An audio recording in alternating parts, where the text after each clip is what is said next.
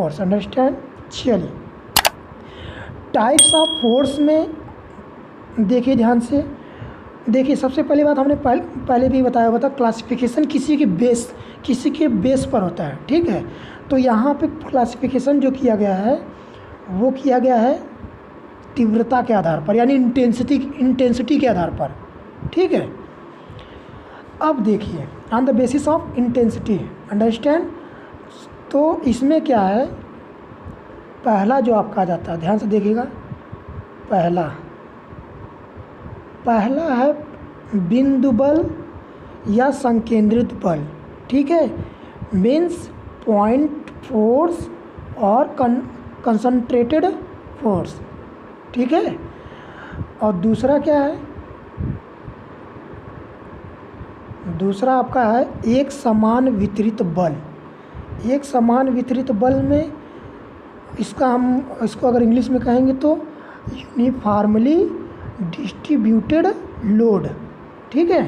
Uniformly distributed load, as यहाँ load नहीं, as a बल।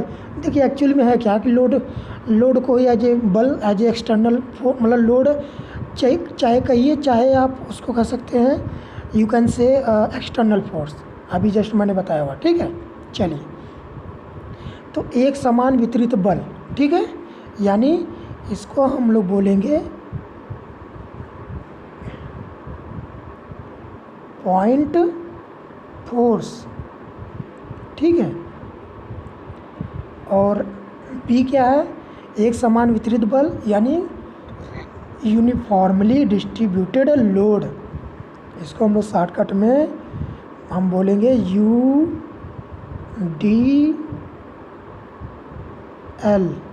ठीक है समझ में। चलिए, तीसरा क्या है, तीसरा है एक समान बदलता हुआ बल, means uniformly varying load. Means इसको हम बोलेंगे, यहाँ पे शॉर्टकट में जो बोलेंगे कि UVL। अंडरस्टैंड। अब किसके बेसिस पर देखा जाए, क्लासिफिकेशन किया जाए इसका फोर्स का, तो वो है प्रकृति के आधार पर, means on the basis of nature. Understand. In which there are 3 types of force on the basis of nature. Understand. First क्या है, फर्स्ट आपका तनाव बल, ठीक है, जिसको हम लोग टेंसाइल फोर्स बोलते हैं, ठीक है। और दूसरा आपका क्या है, संपीड़न बल। संपीड़न बल का मतलब इसको हम लोग बोलेंगे कंप्रेसिव फोर्स, ठीक है। कंप्रेसिव फोर्स में क्या है, कंप्रेसिव फोर्स में आपका, चलिए अभी तो मैं इसको स्टेप बाय स्टेप आगे चीज़ें समझाते चलूँगा। अब तीसरा क्या है, कर्तन बल। कर्तन बल का मतलब है, उसको हम बोलेंगे शियर फोर्स। क्या बोलेंगे, शियर फोर्स, ठीक है। चलिए, अब हम लोग जो स्टेप बाय स्टेप चीज़ों को देखते चलें, ठीक है। अब यहाँ पे देखिए, ये पहला हम लोग कौन सा एनालिसिस करेंगे, किसका, पॉइंट फोर्स का, ठीक है। पॉइंट फोर्स में किसका करेंगे, उसको देख लिया जाए। देखिए, इसमें कहा है ऐसा बल जिसका force application area total area की तुलना में नगण्य होता है। मतलब हम उसको दूसरे वर्ड में तो यहाँ पे दिया है कि ऐसा बल जिसे एक बिंदु पर कार्य करता हुआ माना जाता है। अब एक चीज़ और भी है यहाँ पे, और ये ध्यान देने योग्य है कि आपको जो है, इसको देख लिया जाए। पहले हम लोग यहाँ पे एक वर्ड देख लिया जाए, force application area. Force application area, ये जानना ज़रूरी है, क्योंकि इसी के बेसिस पे जो है हम लोग जो है क्या करेंगे, चीज़ों को समझेंगे, ठीक है। अब ध्यान समझिए, देखिए जैसे मान लीजिए हम छत पर हैं और जैसे मान लीजिए किसी बॉडी पे अगर हमें फोर्स लगाना है, ठीक है, तो फोर्स लगाने के लिए कोई ना कोई मीडियम होना चाहिए, ठीक है। बिना मीडियम के हम किसी बॉडी पे फोर्स नहीं अप्लाई कर सकते हैं, ठीक है। तो अब देखिए, जैसे मान लीजिए हम छत पे खड़े हैं, तो हमारा जो वेट है वो जो है छत पर एज ए लोड का काम करेगा, ठीक है। और वो जो लोड कहाँ पे काम कर रहा है, यानी वो जो लोड छत पर कैसे, मतलब छत पर जो है रूफ जो बना है उस पर कैसे ट्रांसफ़र होता है, वो आपके पैर के द्वारा, ठीक है, ट्रांसफ़र होता है। आपका लोड छत पर जो कि अप्लाई होता है, यानी जो लगता है, वो पैर के थ्रू लगता है, ठीक है। तो जब वो पैर के थ्रू लगता है तो वहाँ पे जहाँ पे ये फोर्स अप्लाई होता है उस जगह को, यानी उस एरिया को, यानी उतने ही एरिया पे फोर्स अप्लाई हो रहा होगा जितना मेरा पैर का एरिया है, ठीक है। तो उस एरिया, ये जो मेरे पैर का एरिया है, उस उतने एरिया पे क्या कर रहा है फोर्स मेरा, यानी मेरा लोड जो है छत पर ट्रांसफ़र हो रहा है। तो वही एरिया आपका क्या कहलाएगा, फोर्स एप्लीकेशन एरिया। आया समझ में? मेरे कहने का मतलब कि जब हम छत पे खड़े रहते हैं तो हम अपना भार छत पर लगा रहे होते हैं, तो वहाँ पे पैर के माध्यम से वहाँ जो है फोर्स को क्या किया जाता है, ट्रांसमिट किया जाता है, ठीक है। और वहाँ पे जो फोर्स उतनी एरिया पे लगेगा जितना हमारा पैर का एरिया है, और जिस एरिया पे वो फोर्स अप्लाई हो रहा है छत पर, वही एरिया जो है फोर्स एप्लीकेशन एरिया कहलाएगा, ठीक है। तो हम आसान भाषा में कह सकते हैं फोर्स लगाने के लिए जो एरिया रिक्वायर्ड होती है वही फोर्स एप्लीकेशन एरिया कहलाती है, ठीक है। और एक चीज़ और भी है कि बिंदु बल को जो है हम लोग देखो डिप्लोमा में कई बुकों में दिया है कि जो है बल, मतलब बिंदु बल को ऐसे डिफाइन किया कि बल जो ऐसा बल जो किसी बिंदु पर कार्य करता हुआ है, मतलब कार्य करता है, उसे बिंदु बल कहते हैं। बट आप लोग ये जानिए, आप लोग अच्छी तरह से जानते हैं कि जहाँ पे बल काम करता है वहाँ पे कुछ न कुछ तो ज़रूर एरिया कवर करेगा, कुछ न कुछ तो ज़रूर एरिया कवर करेगा। तो हम वहाँ पे उससे बिंदु नहीं कह सकते हैं, क्योंकि आप बिंदु के बारे में अच्छे से जानते हैं, यानी पॉइंट का लंबाई, चौड़ाई, मोटाई नेग्लिजिबल होता है, लगभग ना के बराबर होता है, ठीक है। तो हम लोग जो है इस परिभाषा को नहीं लेके चलेंगे, ठीक है। और यहाँ पे हम लोग जो है दूसरा परिभाषा, आप अगर ऐसे नहीं समझ रहे हैं तो आप छत है उसको देखिए। छत पे जो पंखा लटका, मतलब छत पे जो पंखा लटकता है, तो वहाँ पे पंखे की जो कुंडी है उसका कुछ न कुछ एरिया होगा, और उतने ही एरिया में छत पर जो है एज ए छत के लिए वो लोड का काम कर रहा है, ठीक है। फैन का जो वेट है, ठीक है, फैन का जो वेट है वो छत के लिए एज ए लोड का काम कर रहा है। तो वो जितना, मतलब जो कुंडी है, फैन का कुंडी जहाँ पे ऊपर जो लगा हुआ है, वो जितना एरिया ऊपर कवर कर रहा होगा, अब देखिए वहाँ पे कुछ न कुछ तो एरिया ज़रूर कवर कर रहा होगा। सपोज दैट इतना एरिया कवर करता है, तो अब तो हम इसे बिंदु तो नहीं ना कह सकते हैं। तो वही बात आती है, तो हम ये कह सकते हैं कि इसको हम लोग नगण्य नहीं कह सकते हैं, ठीक है, क्योंकि कहीं ना कहीं एरिया कुछ कवर कर रहा है जहाँ पे फोर्स अप्लाई हो रहा है।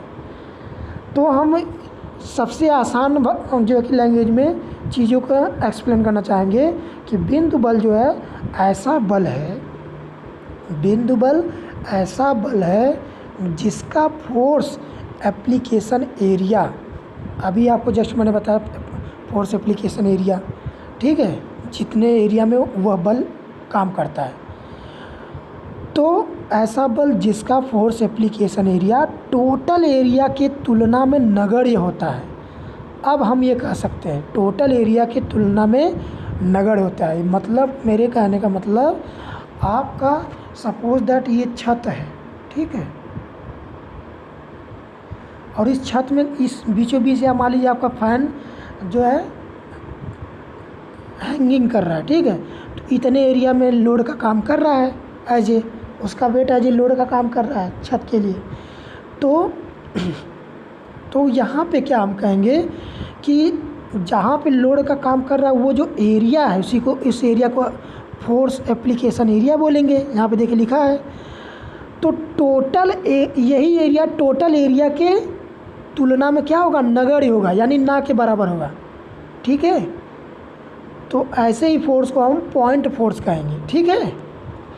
तो वही चीज़ हम कह रहे हैं कि ऐसा बल जिसका फोर्स एप्लीकेशन एरिया यानी जहाँ पे वो काम कर रहा है उसका एरिया टोटल एरिया की तुलना में नेग्लिजिबल हो यानी नगण्य हो, उसको हम पॉइंट फोर्स कहते हैं।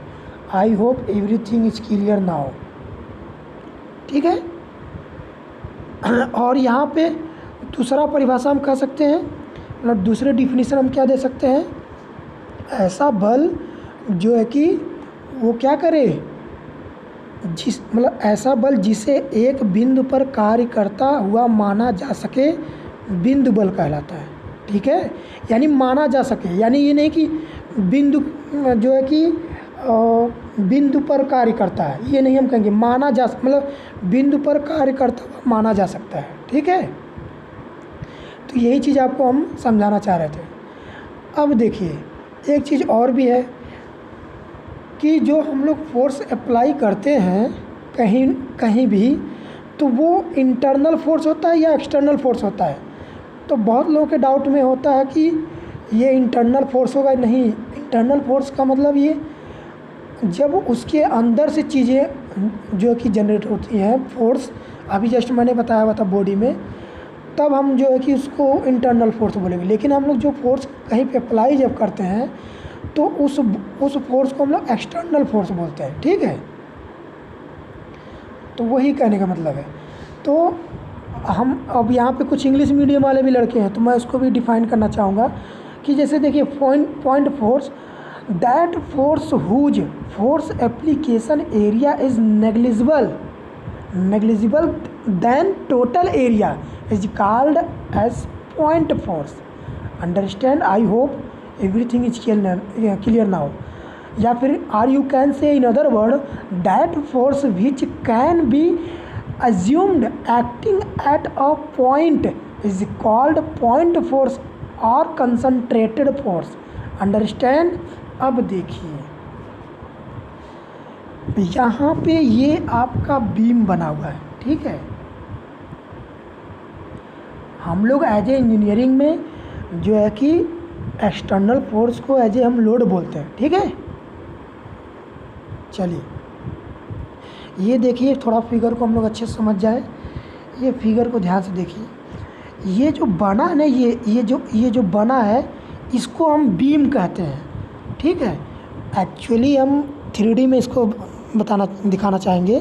देखिए जैसे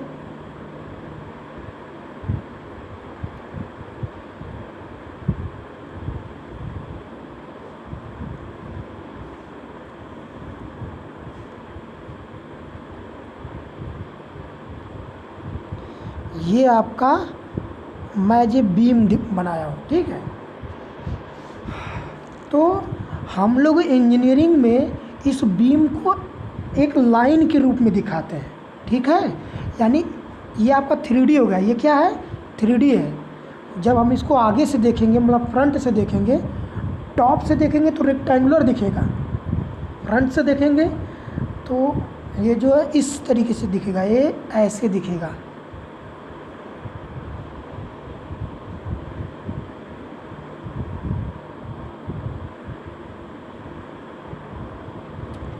ठीक है, ये इस तरीके से कुछ दिखेगा। तो इसी को हम लोग एज ए लाइन मान लेते हैं, ठीक है। तो ये आपका बीम है। अब ये बीम है, बीम को यहाँ पे सपोर्ट दिया गया है, ठीक है, एज ए टेक दिया गया है। अब हम लोग जो है बीम के बारे में भी पढ़ेंगे आगे और सपोर्ट के बारे में भी पढ़ेंगे, क्योंकि इसके क्लासिफिकेशन वगैरह जो है आगे हम लोग पढ़ेंगे। बट अभी मैं पॉइंट फोर्स को समझाना चाह रहा हूँ, तो उसको एज ही हम लोग यहाँ पे समझ रहे हैं, ठीक है। चलिए देखते हैं। यहाँ पे देखिए, यहाँ पे एक फोर्स अप्लाई हो रहा है, ये देखिए। तो यहाँ बीम पर एक पॉइंट के रूप में कार्य करता हुआ देखिए यहाँ पे माना जाएगा, ठीक है। तो इसी जो फोर्स ये लग रहा है, इसी फोर्स को हम बोलेंगे पॉइंट फोर्स, और इसकी यूनिट यहाँ पे क्या हो जाएगी, किलो न्यूटन, ठीक है। आया समझिए, तो हम किलो न्यूटन से दिखाएंगे, ठीक है। अब ये जो तीर है, एक्चुअली ये भी होता है कि ये जो तीर का ये जो तीर बना हुआ है, इसकी लंबाई जो मैग्नीट्यूड को दिखाती है, ठीक है। मैं कह दिया 5 किलो न्यूटन लग रहा है, मैंने कह दिया 5 किलो न्यूटन लग रहा है, तो यानी इसको हम ऐसे दिखा सकते हैं 5 किलो न्यूटन, यानी इसको जो है ऐसे दिखा सकते हैं। अभी मैं आगे और भी चीज़ें क्लियर कर दूंगा। ये जो लेंथ है, इसी को तीर का जो लेंथ है वो फोर्स के मैग्नीट्यूड को दिखाएगा, मीन्स किलो न्यूटन, यानी 5 किलो न्यूटन। अंडरस्टैंड? तो आई hope everything is clear now.